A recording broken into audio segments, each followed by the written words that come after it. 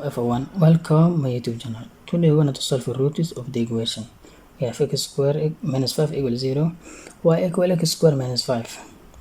We want to take x minus 5 as given. 0.8. Then direct to get other numbers or to copy. We have x and we want to get y. We are using this equation equal x value power 2 minus 5. Enter. Select to copy also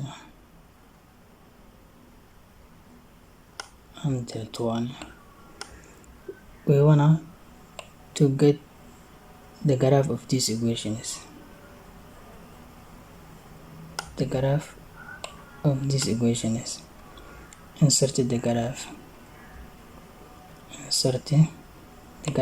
equation is, and this is the graph. So goodbye.